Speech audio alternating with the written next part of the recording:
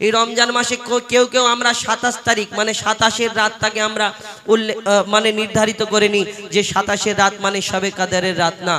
আবার অনেকজনা কেউ কোন জায়গায় এসেছেন যে 5টা বিজোড় রাত শেষেতে 10 দিনের মধ্যে 21, 23, 25, 27, 29 এই রাতের মধ্যে একটা রাতে আমরা শবে কাদরের রাত পাই, যে রাতের কথা আল্লাহ কোরআনে উল্লেখ করেছেন। কবি ছন্দের মাধ্যমে লিখছে দেখুন, তোমার পরে আসবে দুনিয়ায় শেষ নবী মুহাম্মদ, শবে কাদর পাবে এক রাত মুহাম্মাদেরই উম্মত। তোমার পরে আসবে দুনিয়ায় শেষ নবী মুহাম্মদ, শবে কাদর পাবে এক রাত মুহাম্মাদেরই উম্মত।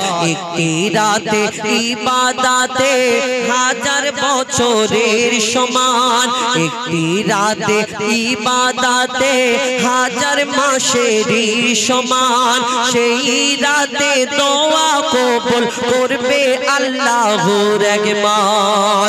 ঈসা তখন খোদার কাছে করেছিল ফরিয়াদ, এ নবুয়ত চাই না আমি হব শেষ নবীর উম্মত, এ নবুয়ত চাই না আমি হব শেষ নবীর উম্মত। বলছে খোদা শোনো ঈসা আবার দুনিয়ায় পাঠাবো,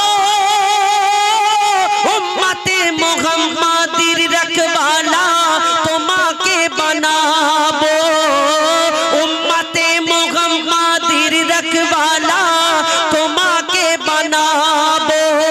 14 সিদ্দিকের পরে ঈমান বাঁচাতে, 14 সিদ্দিকের পরে ঈমান বাঁচাতে করবে তুমি জিহাদ।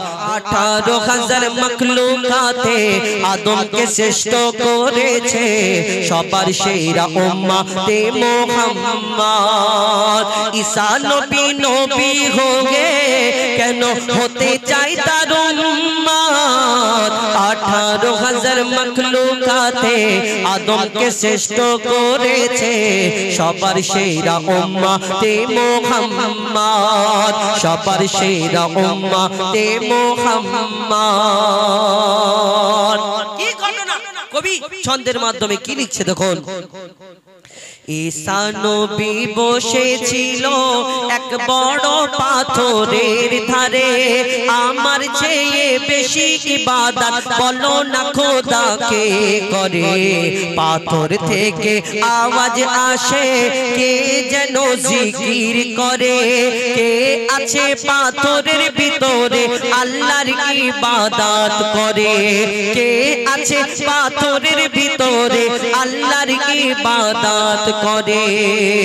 আল্লাহ তখন আওয়াজ দিল আসমানের বুক চিরে, আল্লাহ তখন আওয়াজ দিল আসমানের বুক চিরে। ঈসা তোমার আশা বাড়ি মারো ওই পাথরে, সাথে সাথে পাথর ফেটে এলো এক বৃদ্ধ ইনসান,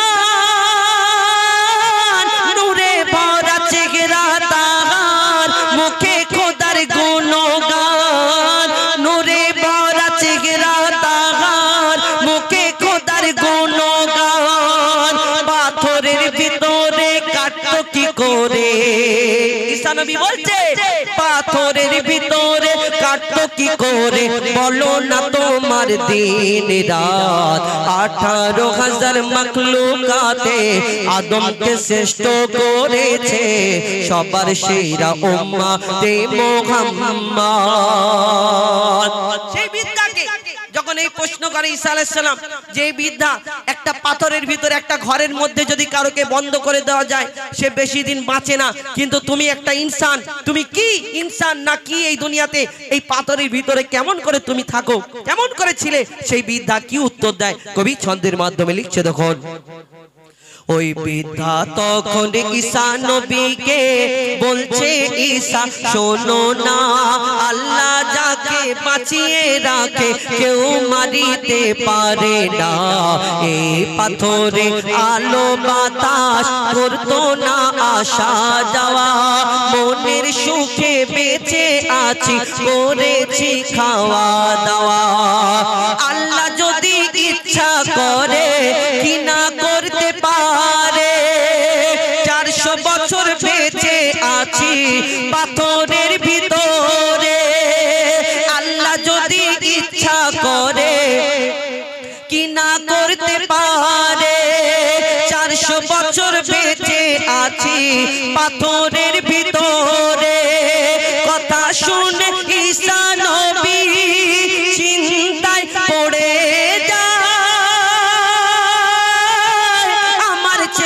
বেশি ইবাদত তুমি করেছো ভাই, আমার চেয়েও বেশি ইবাদত তুমি করেছো ভাই।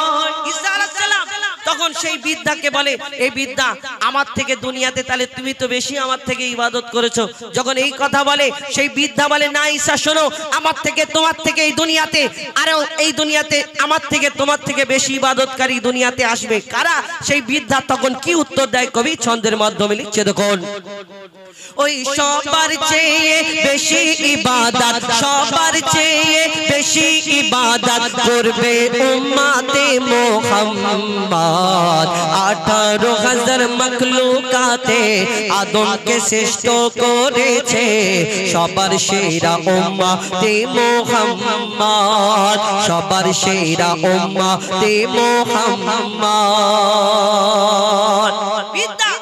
যখন এই কথা জিজ্ঞেস করে বৃদ্ধাকে যখন বলে, আর বৃদ্ধা যখন বলে আমার থেকে তোমার থেকে বেশি দুনিয়াতে ইবাদত করবে, শোনো তোমার পরে একটা নবী আসবে যার নাম হবে মুহাম্মদ, এই মুহাম্মাদের উম্মতরা আমার থেকে তোমার থেকে বেশি ইবাদতকারী হবে। তখন ঈসা আলাইহিস সালাম আবার প্রশ্ন করে, এই বৃদ্ধা শোনো শোনো, এই দুনিয়াতে আমার থেকে তোমার থেকে যে বেশি ইবাদতকারী, যে বেশি ইবাদত করবে, তো উম্মতে মুহাম্মাদি যারা এই দুনিয়াতে তাহলে অনেক দিন করে তারা বাঁচবে, আল্লাহ হায়াত দেবে।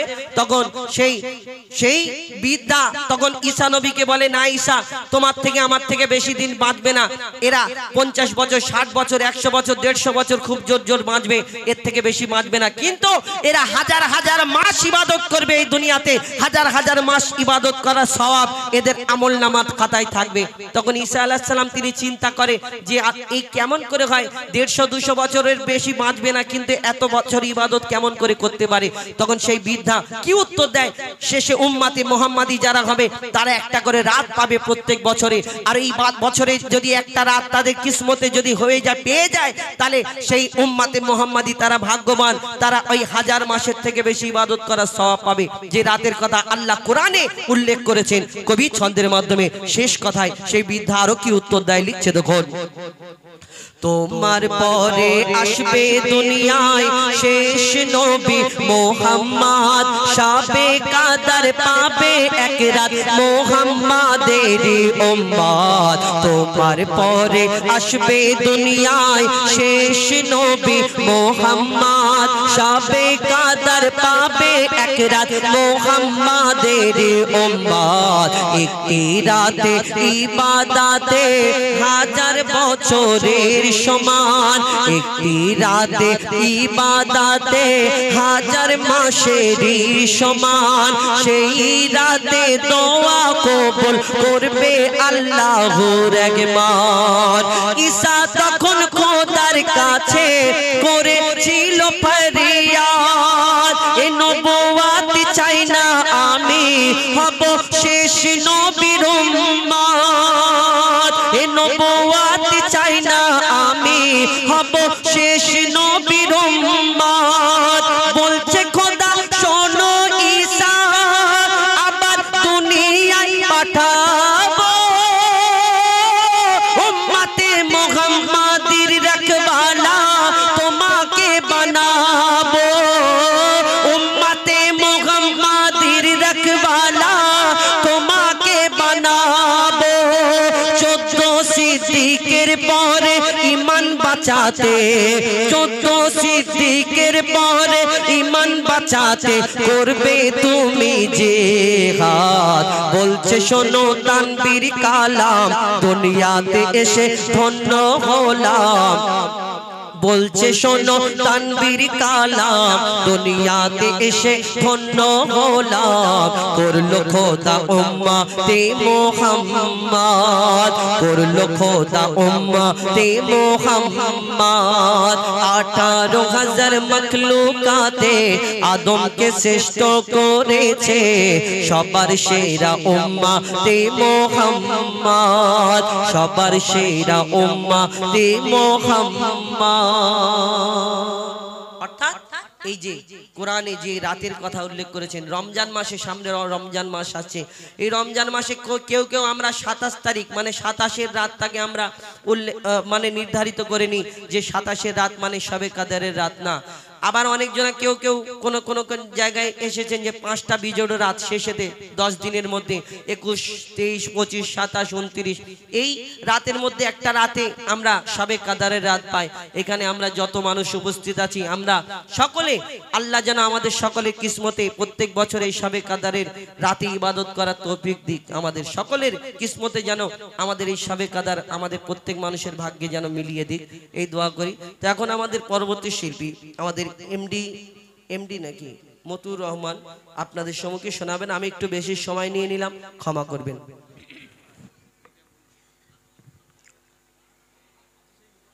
এই কমিটির ছেলেরা সব কোথায়?